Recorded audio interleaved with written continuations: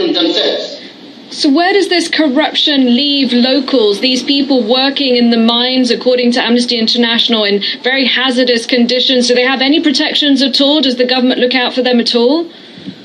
No, not at all. There are many laws that are not respected.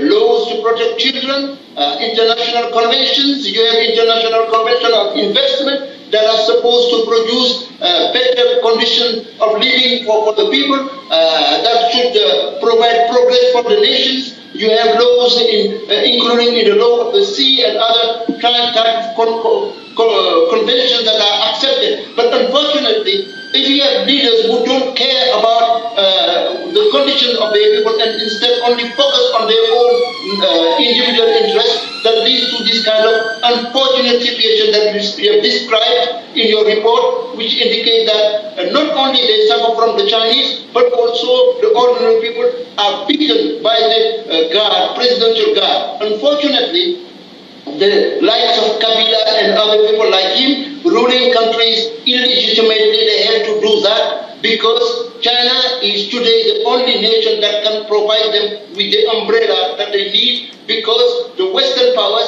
they are yielding their power in order to impose democratic norms, and in order to escape from those conditionalities of democracy, they have to deal with the Chinese, and unfortunately the ordinary people are paying for that kind of treason by their leaders. All right, I'm afraid we'll have to leave it there. We really appreciate your time and your analysis. Thank you very much indeed, Adama Gaye, for joining us for today's Focus. And thank you. I'll be back in a few minutes. Stay tuned. Voilà. Nous avons suivi donc la vérité. Les pillages des minéraux. Oui, les pillages des minéraux en RDC, Congo. Ça fait plaisir à des gens qui ont perdu le sens de la vie, le sens de la réalité. Oui, ils ont refusé d'être des vrais êtres humains. Ça leur fait plaisir d'éliminer immensement des êtres humains. Et ils sont contents, ils sont joyeux. Oui, ils sont joyeux, ils aiment cela.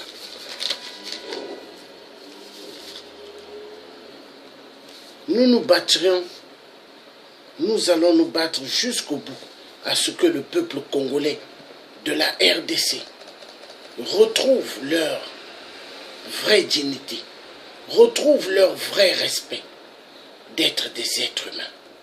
Ça, c'est notre objectif. Car un monde, là où on va respecter des humains, c'est ce monde-là que nous voulons. Mais un monde où on va exploiter des êtres humains, on va les tuer. Hein? Pour voler les minéraux et les amener pour qu'une petite minorité des gens pourris s'enrichissent, ils deviennent des milliardaires et que les autres souffrent en Europe, aux États-Unis et dans le reste du monde, je dis non. Nous devons faire face à cette cellule machiavélique des multinationales. 666, tous des assassins, des criminels. Nous devons faire face à tous les voleurs des minéraux qui sont en RDC. Même la MONUSCO. La MONUSCO doit déguerpir du Congo RDC. La MONUSCO les casques bleus doivent quitter toute l'Afrique là où ils sont. Parce que les casques bleus, ils ne sont pas là en Afrique pour la paix. Non. Mais ils sont là pour les minéraux. Ils sont là pour encourager les mercenaires qui ont des armes pour tuer les peuples noirs. Oui. Et ça, chaque Africain, partout où qu'ils sont, devront ouvrir leur conscience et savoir que nous sommes en guerre. Nous sommes en guerre. Nous ne sommes pas dans un jeu, mais nous sommes en guerre. Et l'Africain qui ne prendra pas conscience est un être humain qui disparaîtra. Disparaîtra de la zone. Car l'objectif des assassins, c'est de faire disparaître le peuple noir. Alors nous allons continuer avec la RDC. Je vous remercie. C'est parti.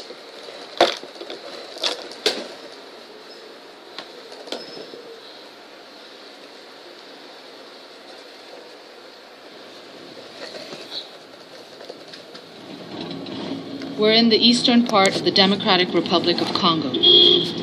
It's one of the least developed countries in the world, but there's an estimated $24 trillion worth of minerals here.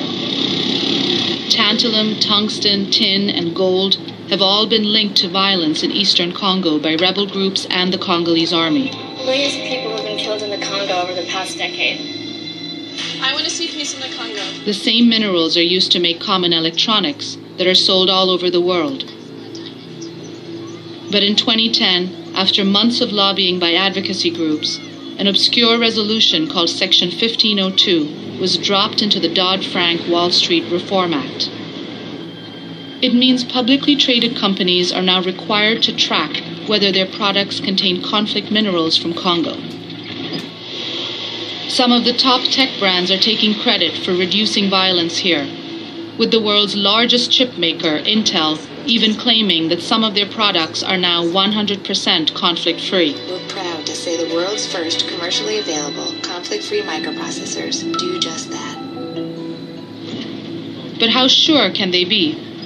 Faultlines travels to eastern Congo to investigate.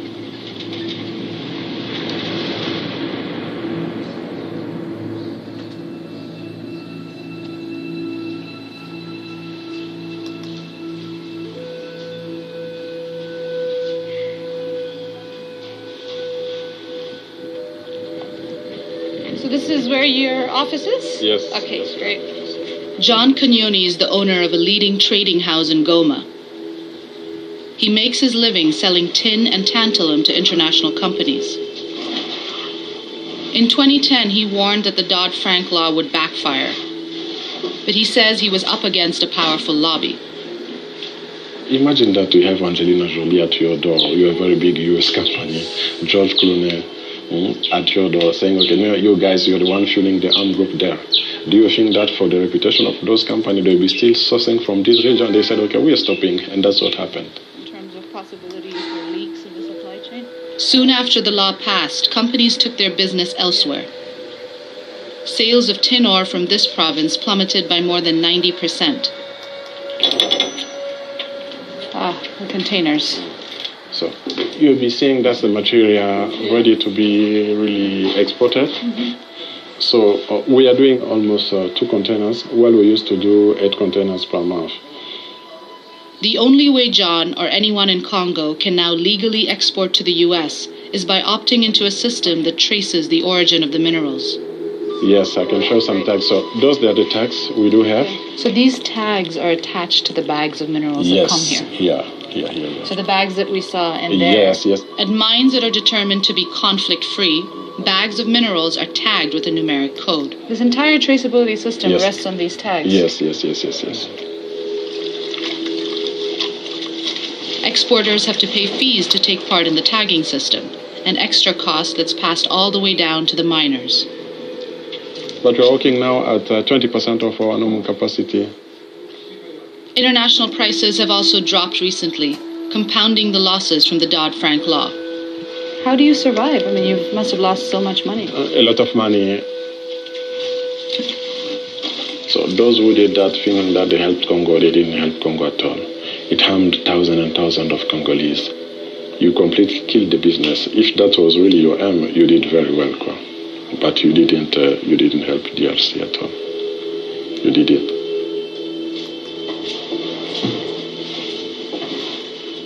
The tagging system has been criticized for being not only expensive, but also slow to implement. We're on our way to meet Maxime Owange, who helps the DRC government determine which mining sites can be certified as conflict-free.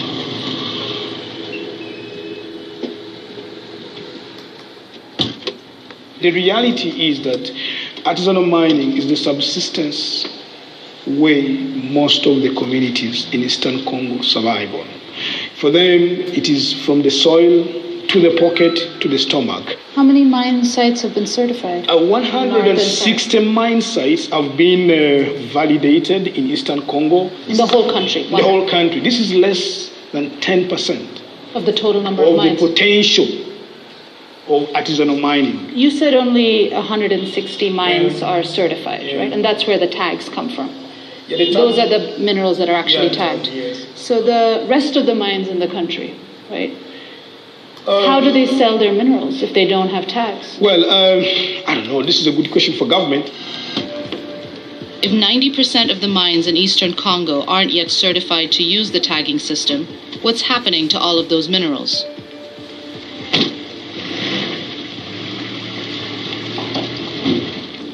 We got a tip about a mine in a place called Nyabibwe, the very first in Eastern Congo to be certified as conflict-free.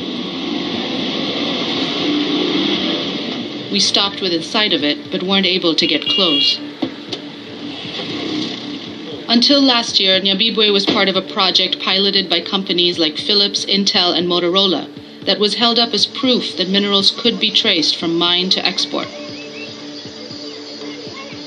But a source told us that untagged minerals had been brought here illegally, mixed in with the tagged minerals, and passed off as conflict-free.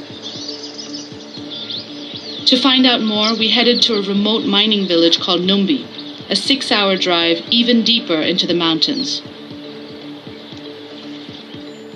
We're just arriving in Numbi. It's one of the largest mines in the area and the most recent one to be certified. It's been 4 years since UN forces and the Congolese army cleared this area of armed groups, but it's only recently been designated conflict-free. In Numbi, we met Ombeni Chikala, a supervisor at a local tin mine. For 15 years, he's made his living as a miner, starting as a digger and working his way up. Hii kazi nilikuwa nasiporte kila mtu. Kwa leo tangia hii minere shuke vitu vinashanje sana. Unakuta asubuhi sio mtu kutoka nyumba. Siko capable tena nataka kusema sema naweza kunywa chai. Ndio kwa faulu unakunywa chai ndio unatoka naenda. Mimi siko capable tena kutumia chai. Nikikunywa chai maana yake wanawakia hawatakunywa chai. On the day we visited Ombeni's mine site, agents logged and tagged a 6-kilo bag of tin. A process required for every single mineral shipment leaving Congo to be legally sold in the West. Have you heard of the Dodd-Frank law? No. What do you think of it? Antuka inakuwa mbaya sana. Juu gisi ilikuwa mbele wakati sheria ilikuwaka ilikuwa mzuri. Mekwa leo ile sheria mimi haina hata maana sana. Juu nasumbua njoo shii. Are miners across this region affected by the system of traceability and by the Dodd-Frank law? Sana juu shibote manake ile inasumbua shibote hivi tukua unaona kisi makare yote kwa unaona kisi hakuna shimu nya haina mineral mibote bako binya biko bashwa desi bashacha.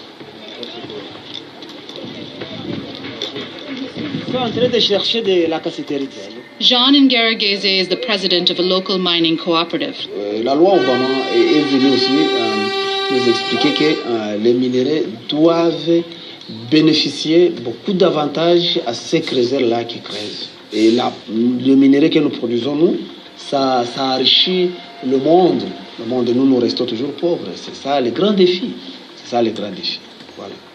We asked Jean how miners here were able to make a living before the site was certified. Did you have the same system 6 months ago?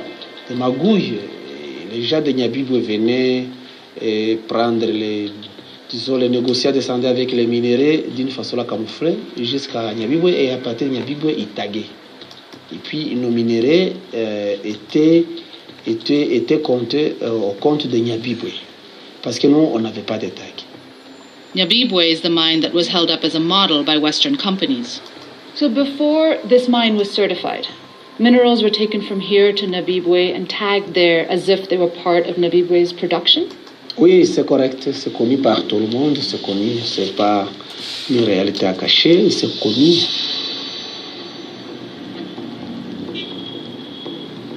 We're in Bukavu, the capital of South Kivu, to meet with Abbas Kayonga.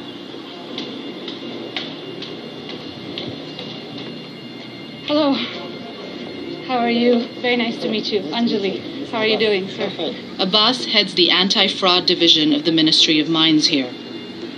When we told him we'd heard minerals had been tagged and sold illegally in Nabibwe, he said the site is currently under investigation. What can you tell us about incidents of fraud happening in Numbi and Nabibwe?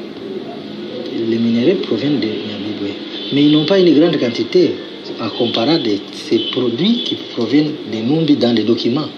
So you're saying the amount that's produced in Nabibwe is not very high, but the amount that's exported is very high. Dans les documents vraiment c'est trop grand, une grande quantité.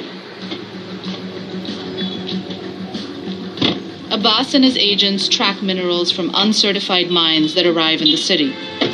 He told us that in the last 7 months they've intercepted 52 tons of illegal tin. He took us to a boat landing along Lake Kivu, one of the major conduits for mineral smuggling here.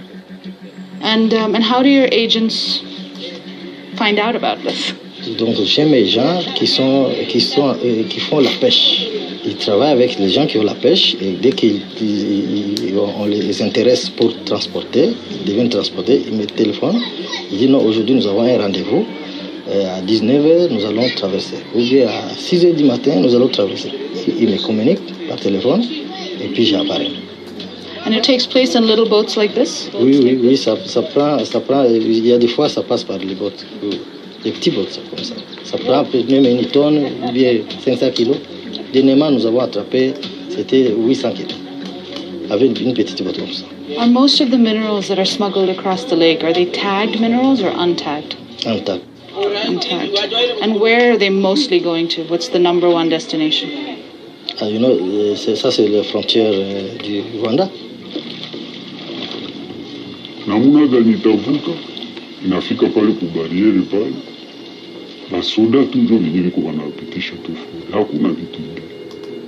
Back in Goma, we tracked down a government whistleblower who asked to remain anonymous. He gave us more information about how smuggling takes place across the land border with Rwanda. He described how minerals travel through checkpoints with impunity, and in some cases, women are paid to conceal them under their dresses. Wote wanavuka na ile minere, ile ni komplisite ya basoda ya huku Kongo na basoda ya Rwanda. Akishafika pale hakuna kubasi. What happens to the minerals once they get to Rwanda? Basi babu kisha tu vuka bariere unaenda tu Rwanda. Huko na minere na pale wanaitia tagi. Itakuwa exporte kwao. Wanatia tu tagi na wanajua haiko ya kwao.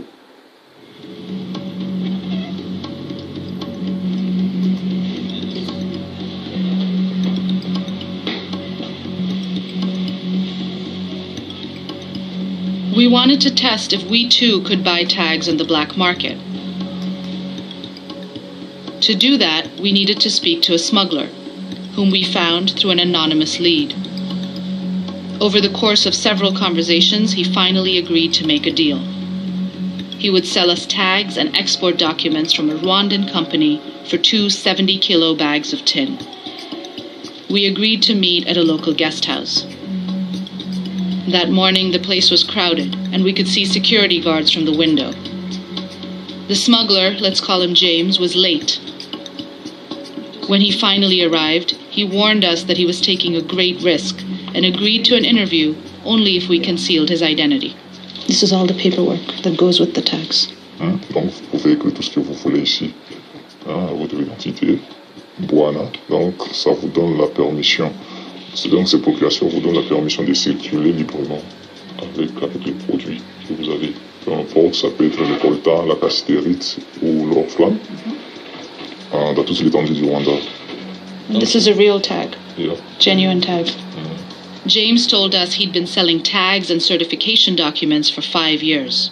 Vous savez, notre pays, c'est l'enfer. C'est l'enfer des minéraux. Il y en a partout. Bon, vous voyez, c'est comme s'il y a quelque chose qui se présente. C'est une chance que tout le monde veut saisir. Il y en a, et c'est pas seulement moi, même les autorités sont impliquées, les militaires sont impliqués. Donc, et il y a beaucoup de personnes qui profitent aussi de cette activité-là. When you do this for regular clients, how many tags do you usually bring? Là, je ne peux pas vous dire exactement les nombres parce qu'il y a beaucoup de sociétés au Rwanda, clandestines, je dirais, et tout ont des tags. On les livre des tags selon leur demande. Bien sûr que les Rwandais viennent là pour vérifier ce qui se passe, combien de tags ils ont livrés, mais les mabus ne manquent jamais. Si je vous dis qu'il y a combien de tags qu'il y en a nombreux. How many tags have you smuggled in total? Et pendant ces 5 ans-là, quand j'en avais envie, j'en ai trouvé. Vous comprenez, je ne peux pas dire que c'est autant de tags parce que c'est beaucoup.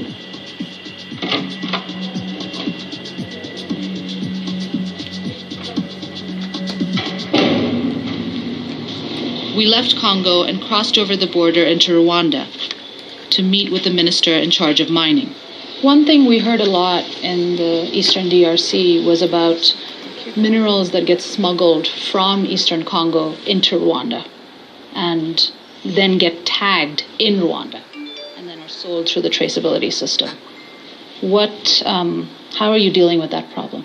I think the critical thing for any country is to have a system to be able to track and trace anything. So Rwanda has tried, and I'm happy to say that it has a system which works. So you're 100% confident that none of your agents can be bribed or sort of influenced, or minerals aren't coming in late at night when they're not working and getting mixed in?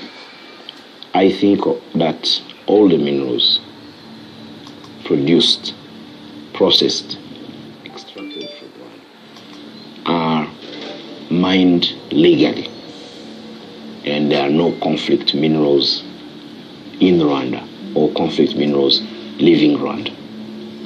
And I'm 100% confident about that. With so many holes in the supply chain, how can technology companies be so certain about where their minerals are coming from? Has the tagging system made it easier to overlook what's happening on the ground? The London-based advocacy group Global Witness pushed for the law and has played a key role in holding companies accountable. The law requires companies to do what is known as due diligence, which is a series of supply chain checks. So the tagging is effectively a safeguard for some companies, but when it comes down to actually getting your hands on your supply chain and understanding what's going on along it, that's not happening.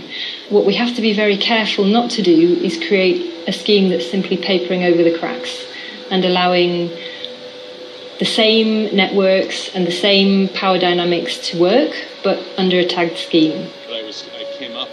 Dan Fahey says that criminal networks have already found ways to work around the tagging system. He spent 2 years as a UN investigator in eastern Congo.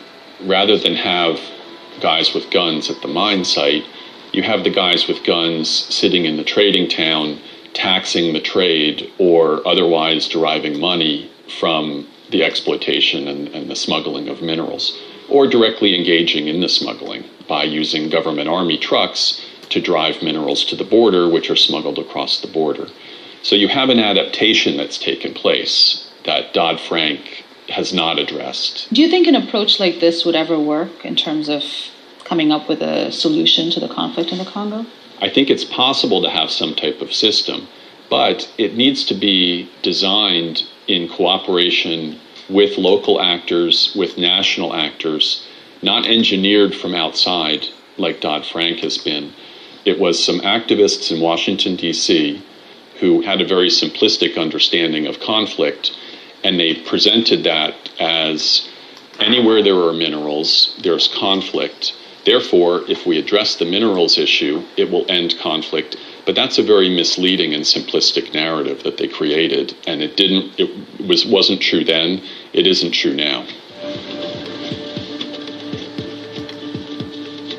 A Washington nonprofit called the Enough Project led the lobbying efforts for Dodd-Frank 1502, waging a high-profile campaign that drew in celebrities, consumers, and campus groups. Make us feel empowered to affect the change. I want my college to be conflict-free. Together with Apple and Intel, they've claimed that their efforts have helped reduce violence in the Congo. going to the Enough Project to ask them about some of the consequences of the law they pushed so hard for. Hi, I'm Anjali. No, we were also just in Eastern Congo, and one of the things we heard from a lot of miners and people in the industry was they feel that this law that was supposed to help them has actually set them back, is actually hurting them. Let's remember that the status quo before all of this went into place was mining territories that were controlled by armed groups who were holding a gun to the head of ordinary citizens who were being forced to mine. Those extreme levels of violence required a response. Given that, all of the fraud that's been documented by the UN, is there such a thing as conflict-free minerals from Congo? Absolutely. Yeah, there are several conflict-free sourcing initiatives going on in Congo right now, and those are minerals that should go into the international market and end up in our products. If you have minerals coming in and then they're getting mixed in and bagged and tagged at the mine that's certified, there's no way of knowing what minerals are coming in. This is a problem. This is a serious problem. And these conflict-free sourcing initiatives are works in progress. There are still challenges, but at least something is moving. At least there is a system in place to start to improve. And that with time, that will end up giving communities, what they've hoped for a long time, which is that the natural resources of Congo actually come back and benefit them. I asked Holly about a statement by Intel that the company and their partners had reduced armed group profits by 55%. You'd have to ask them about that statistic, if that's in their materials. We did ask Intel, who said they'd gotten that figure from the Enough Project. Intel declined an interview with Faultlines, but in an email statement, they said they've taken unprecedented steps and made an extraordinary effort to put systems in place that provide reasonable assurance that their materials are conflict-free. We're proud to say the world's first commercially available conflict-free microprocessors do just that. The world's first conflict-free microprocessor? Really, to say something is conflict-free, you'd have to have a presence at that mine 24 hours a day, 7 days a week for the entire year to be able to say for sure that there's no armed group presence, that armed groups are not taxing it, that minerals are not coming in from outside and being mixed and resourced. And that isn't happening anywhere. It's not happening. Yeah, that's the sad reality of this. Recently, UN investigators implicated several Rwandan companies in the illegal sale of tags and paperwork, including the one we purchased from, Somika. In Eastern Congo, the link between minerals and conflict remains far from clear-cut, and the miners have questions of their own for Washington. Ni Amerike. Eske muliona kupunguza bei ya minere mkongo? Ndio ilikuwa kumaliza vita yenye iko mkongo, ubie ndio kuiendelesha. What do you mean by increasing the war? How is it increasing the war? Ya kwanza ni kusema nini? Angalia hapo ni ba creuser, ni ba jeune. Hakuna mzee mwenye kumwao. Wakati deja biko desi na kazi wanatumika. Eske bagisikia kwenye ngombe iko yenye bataiba. Akisha sasa akishaona kwa desi na kazi. Akikuta anasikia rebellion alamuka mpori. Ataenda wala hataenda. Anapasha solutions for Africa, for the region, for DRC, sustainable solution will be made by locals. Don't think that in your office in Washington, in London, in Paris, in Brussels, that you'll be implementing policies which will be helping us more here than as we are concerned. If you look at our families here, every Congolese you meet here, they will tell you that everyone somehow was affected by the war. How do you think that people who are in Europe will be, or in the US, will be more caring for us than ourselves? Because we need more peace than anyone else. This is our land, this is our country.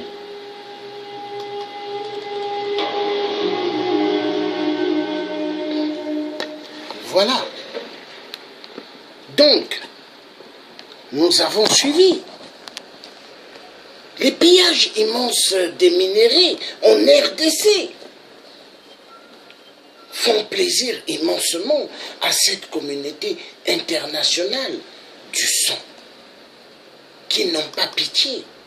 Parce que pour eux, exterminer le peuple congolais, c'est génial. Mais ils ont oublié que c'est des êtres humains qu'ils sont en train de exterminer parce qu'ils ont besoin des minéraux. Mais ces minéraux-là, ça appartient au peuple congolais de la RDC.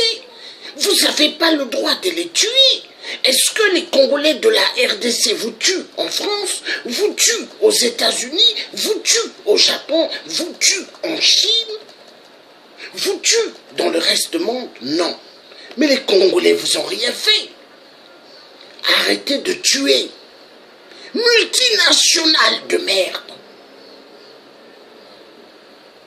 Tous les gouvernements européens, américains, arrêtez ce carnage.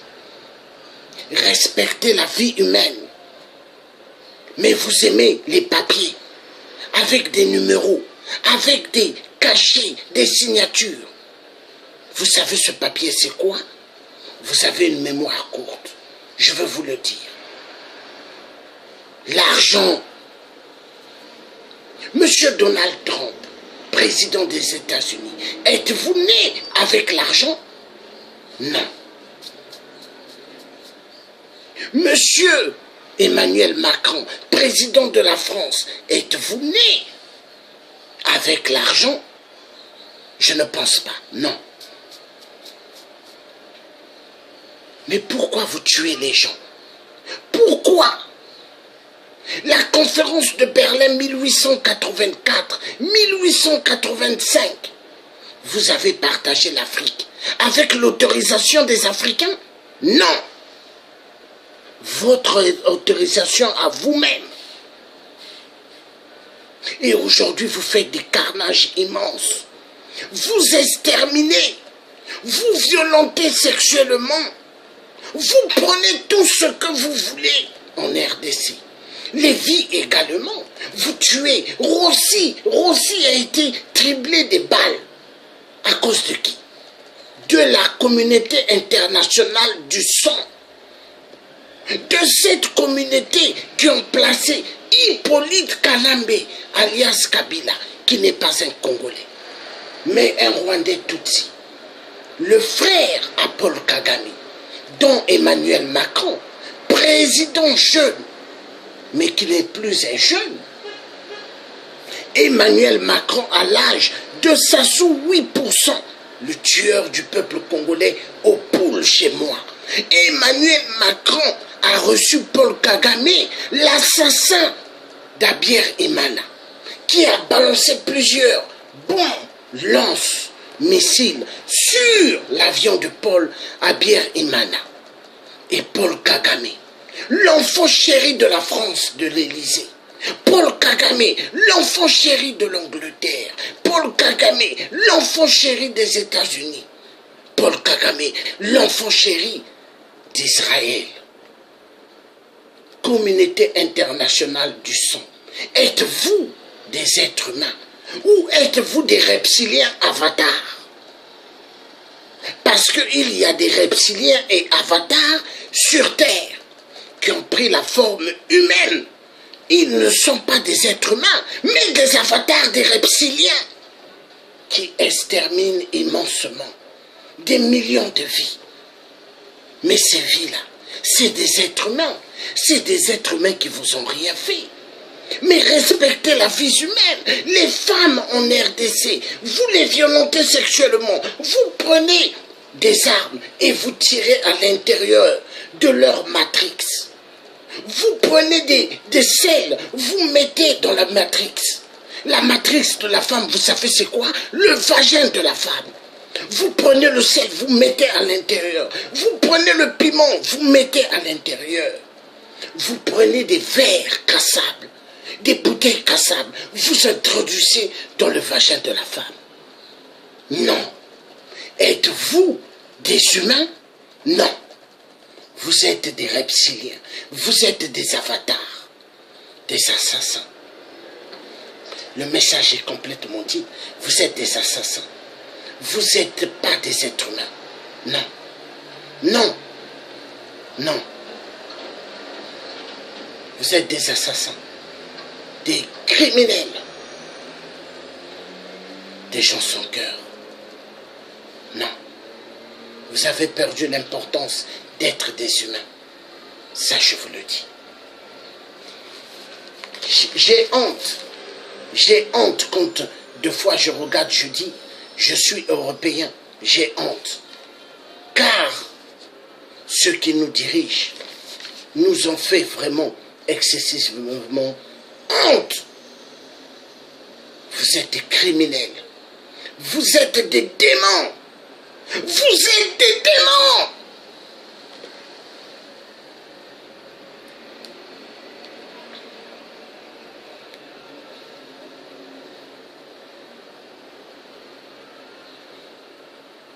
Les Congolais vous ont rien fait, mais vous les tuez. Congolais de la RDC, vous les tuez. Congolais de Brazza, vous les tuez. Les Gabonais, vous les tuez. Les Ivoiriens, vous les tuez. Les Camerounais, vous les tuez. Les Togolais, vous les tuez. Les Tchadiens, vous les tuez. Tout le peuple africain, vous les tuez. Qu'est-ce qui ne va pas? Communauté internationale, on vous a fait quoi? Communauté internationale, l'homme noir vous a fait quoi? Les minéraux africains appartiennent aux Africains. L'Afrique, soi-disant, le berceau de l'humanité. Mais l'Afrique n'a rien.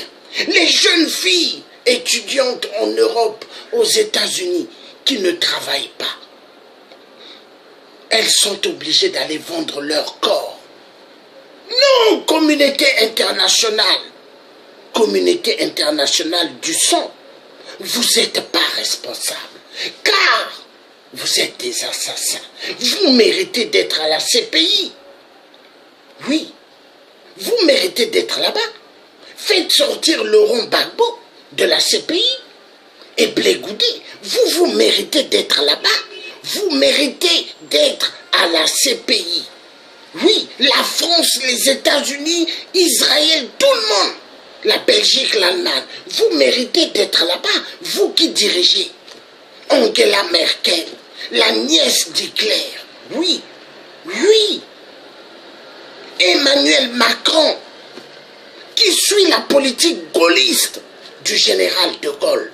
Une politique ancienne des reptiliens et des avatars pour exterminer le peuple noir. On vous a fait quoi? La France, elle est libérée grâce aux tirailleurs africains. Et non les tirailleurs sénégalais, comme vous avez eu à dire à l'époque. Grandement faux. C'était tous les Africains que vous êtes allés chercher dans toute l'Afrique pour venir défendre la France, pour libérer Paris de merde. Paris de merde. Dont vous massacrez immensement. Jean Ping élu démocratiquement au Gabon par le peuple gabonais. Vous avez pris vos hélicos, l'armée française, vous avez pris des hélicos gabonais. Vous avez tiré sur des Gabonais comme des lapins. Non. La pédophilie en Centrafrique, l'armée française. Mais qu'est-ce qui ne va pas? Qu'est-ce qui ne va pas?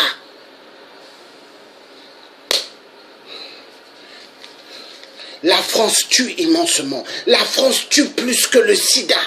Peuple africain, peuple noir, arrêtez d'être bluffé, arrêtez d'être endormi et arrêtez de faire la publicité de Mamoudou, le Spadman dans l'immeuble. Il y a des massacres en Afrique. Ouvrez les yeux grandement. Il y a des massacres. La femme, elle est massacrée. La femme, elle est violentée sexuellement. Prenez conscience. L'heure, elle est grave. Nous sommes en guerre.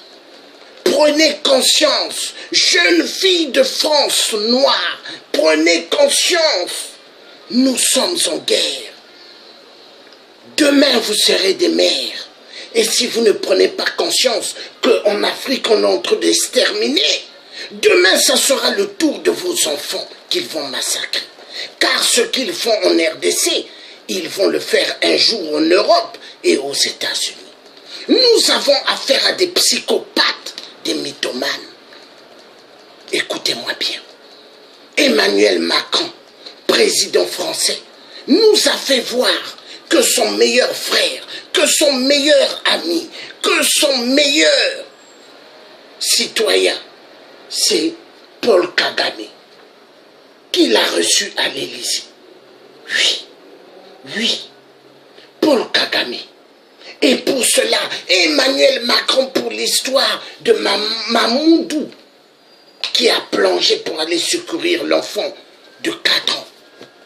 Emmanuel Macron veut se faire passer pour un acteur principal, nationalité française à un migrant. Migrant qu'on tapait hier dans les rues de France par des CRS, qu'ils pompaient la bombe à Crémaux.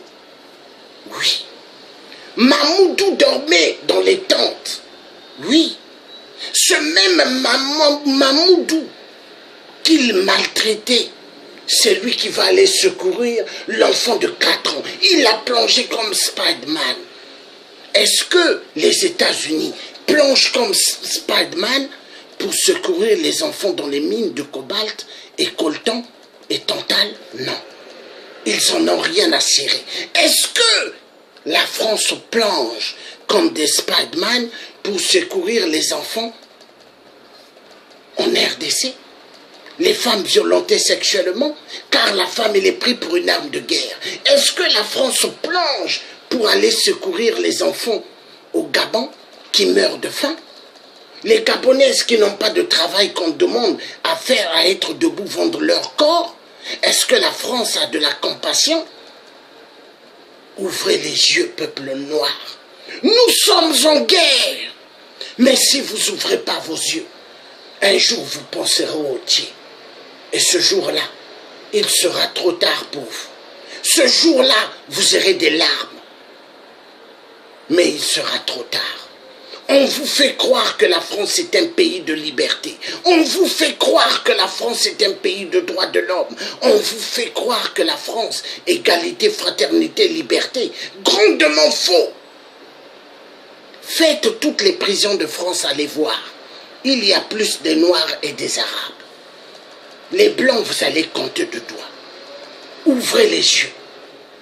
Car si vous n'ouvrez pas les yeux, un jour vous penserez au Dieu africain. C'est bien d'être dans les réseaux sociaux, mais soyez dans les réseaux sociaux pour vous exprimer. Ne soyez pas dans les réseaux sociaux pour communiquer qu'avec des filles. Les filles que vous les prenez pour des mannequins, des sex mannequins, ce n'est pas des sex mannequins. C'est des êtres humains. Respectez les femmes.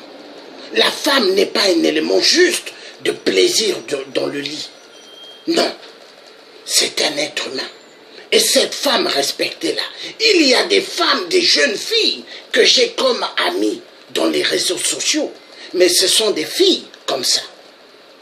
Qualifiées d'intelligence. Quand elles vous parlent la langue de Molière, elles le parlent mieux qu'un être humain blanc. Oui. Et donnez le stylo à certaines filles que j'ai comme amies sur Facebook ou sur Twitter. Vous leur donnez un stylo. Comment ils vont vous écrire la langue de Molière, le français, sans faute? Des filles très intelligentes. Respectez les femmes. Les femmes ne sont pas un élément sexuel. En RDC, on les viole. Au Gabon, on les viole. En Côte d'Ivoire, on les viole. Respectez la femme. La femme n'est pas un élément pour prendre le plaisir. Respectez les femmes. Il est temps que vous puissiez comprendre. Il est temps. Nous allons passer aux multinationales qui volent les minéraux en RDC. Je vous remercie.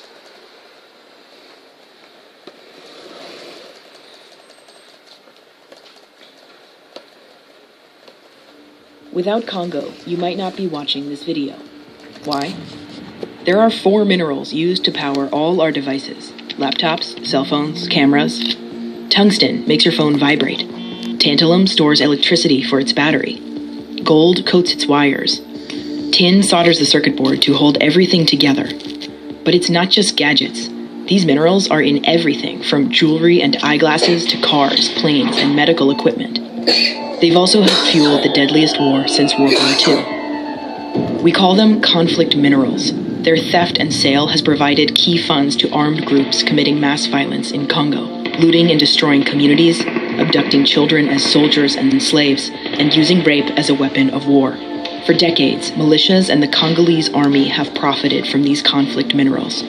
But scrutiny from activists, investors, students, celebrities, and Congolese civil society has begun to turn the tide. A decade ago, activists began pressuring consumer electronics companies to examine their supply chains. In 2010, the United States passed Dodd-Frank 1502, a law requiring companies to publicly report on their mineral sources. Before it went into effect, UN experts had reported that almost every mining deposit in eastern Congo was controlled by a military group.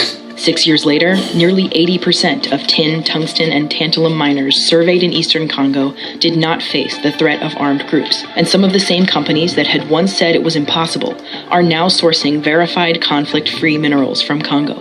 But it's not over.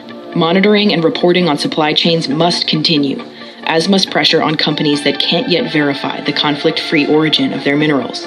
We must support projects to create and improve livelihoods in Congolese mining communities, and put an end to conflict gold smuggling, which continues to fund armed groups. Hi, this is John Prendergast from the Minerals Project. Companies won't take these steps until they hear from you, their consumers. Demand their attention. Demand that they be part of the solution. It'll take 20 seconds of your time to send a note to 20 of the largest companies in the world to tell them to source conflict-free minerals from the Congo in their products. And if you want to do more, we have lots of options. Please go to enoughproject.org/demand the supply.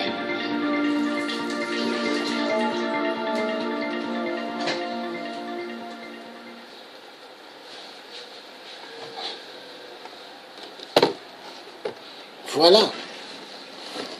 Voilà. Donc, il y a des Occidentaux qui sont bien. Oui, quand je dis Occidentaux 666, je ne m'adresse pas à tous les Blancs. Il y a des Blancs qui sont bons. Comme mon grand-père, du côté maternel, lui, quand il rentrait, il allait en Afrique. Il rentrait dans des ambassades françaises. Il gueulait sur des ambassadeurs. Il disait, la France a colonisé l'Afrique. Mais qu'est-ce qu'ils ont fait pour l'Afrique? Il gueulait, mon grand-père.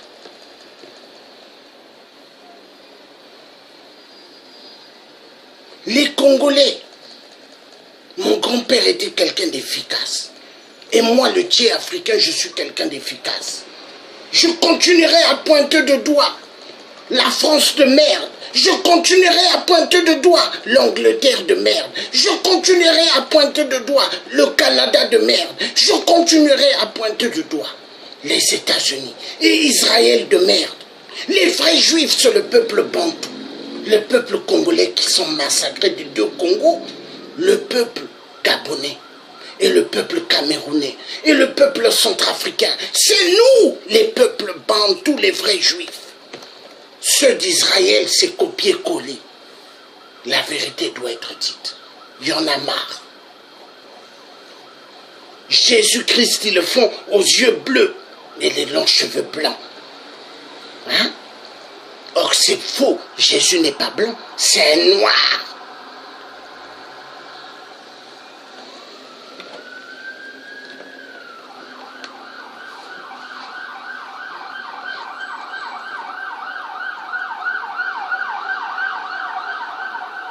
Les mathématiques, vous les avez eues en Afrique. En Afrique. Toute la technologie que vous avez, vous l'avez eue. Hein? En Afrique. Les mathématiques, vous avez eu l'os du Shango en Afrique. Mais l'Afrique, c'est le berceau de l'humanité. Mais est-ce que vous pensez, est-ce que vous respectez le peuple noir? Non. C'est tuer. Tuer pour mieux profiter du peuple noir. Mais respectez le peuple noir. Ce peuple-là, il vous en fait quoi? Il vous en fait quoi? Est-ce qu'on vous doit? Est-ce qu'on vous a pris vos biens en Europe? Est-ce qu'on vous a pris vos biens? Pourquoi vous tuez? Pourquoi vous voulez que les Congolais meurent de faim? Pourquoi vous voulez que les Congolais souffrent de faim?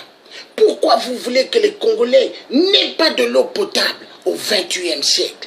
Pourquoi vous voulez que les Gabonais n'aient pas de l'eau potable au XXIe siècle? Pourquoi vous voulez que les Gabonais vivent dans des taudis autour du Gabon?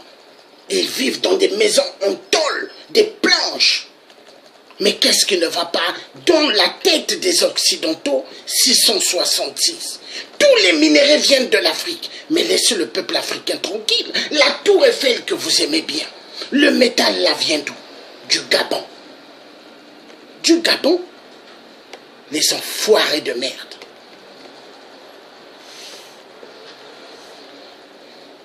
Tout vous voulez en Afrique. Et vous voulez voir les Africains souffrir.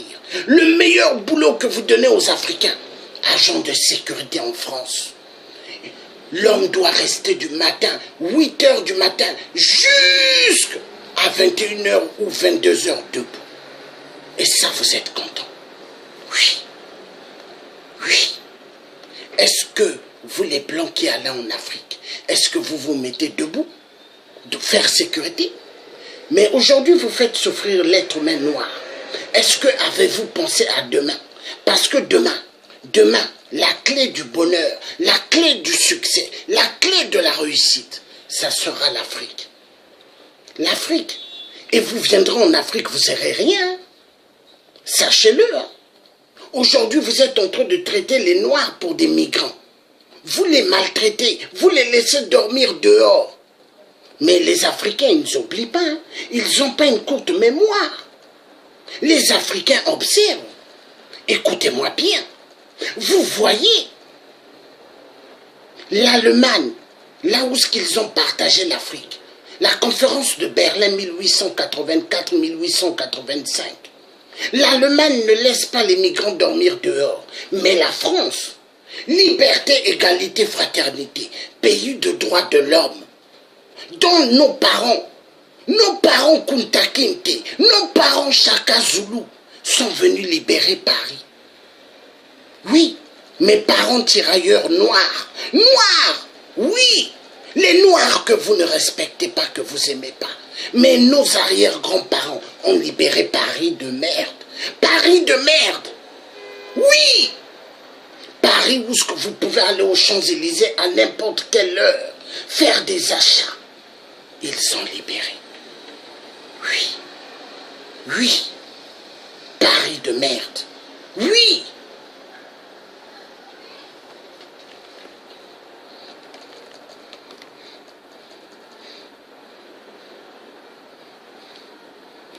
Film called Blood Diamond, which was about the illegal and unfair exploitation of African workers for the sake of highly sought-after diamonds in the West and the perpetuation of local conflict. Well, conflict minerals are similar, but in a league of their own, which in concrete terms means that conflict minerals quite literally make the world go round. In this video, you will learn all about one of the least known, yet most important and dubious aspects of modern human commerce. So get ready for the 5 things you didn't know about conflict minerals. Conflict minerals are natural resources extracted in a so-called conflict zone and sold primarily, but not entirely, to perpetuate fighting between different groups in and around the area where the minerals are extracted. Both anecdotal and statistical evidence suggests that accessibility to precious commodities prolongs conflicts, a phenomenon sometimes referred to as a resource curse. The most prominent and well-known of this has been the eastern provinces of the Democratic Republic of the Congo, or the DRC, where various armies, rebel groups, and outside actors have profited from mining while contributing to violence and exploitation during wars and conflict in the region.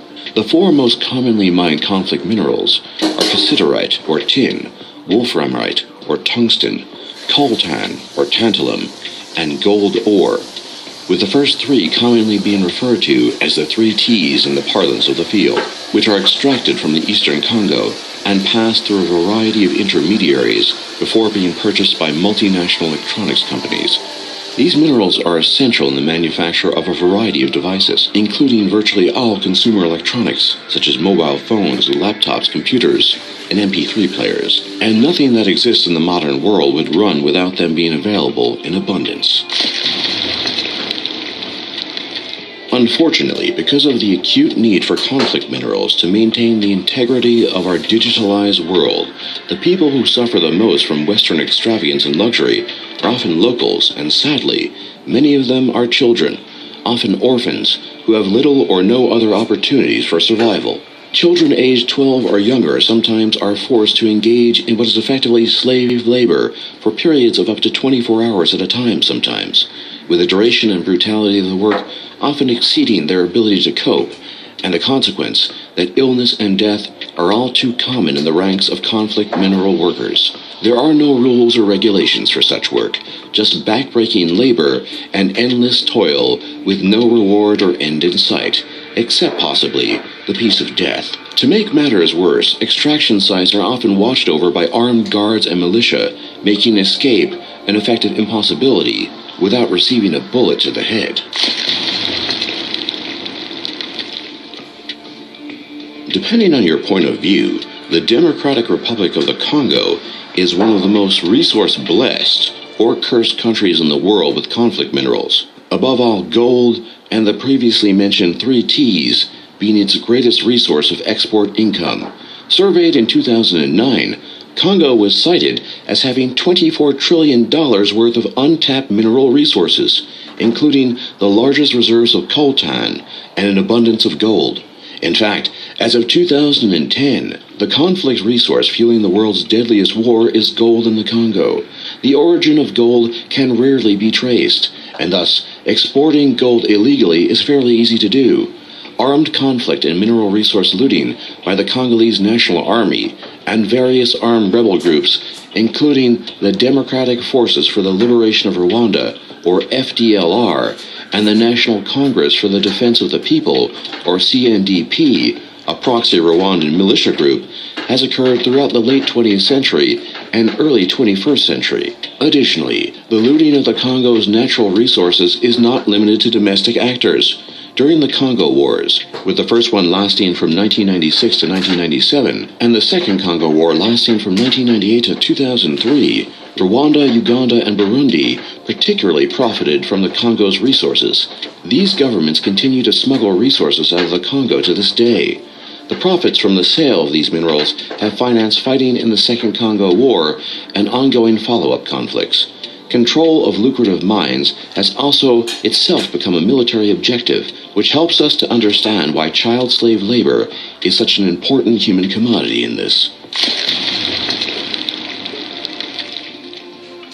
Each of the 4 most coveted minerals has a special purpose in the construction and maintenance of your favorite electronic products. Tin is used inside your cell phone and all electronic products as a solder on circuit boards. The biggest use of tin worldwide is in electronic products. Congolese armed groups earn approximately $85 million per year from the trade in tin. Tantalum is used to store electricity in capacitors and iPods, digital cameras, and cell phones. 65 to 80% of the world's tantalum is used in electronics products. Congolese armed groups earn an estimated $8 million per year from trading in tantalum. Tungsten is used to make your cell phone or BlackBerry vibrate. Tungsten is a growing source of income for armed groups in Congo, with armed groups currently earning approximately $2 million annually, and gold is used in jewelry and as a component in electronics. Extremely valuable and easy to smuggle, Congolese armed groups are earning between $44 million and $88 million per year from gold. Without these minerals, our modern world would grind to a halt, and so would your life. Despite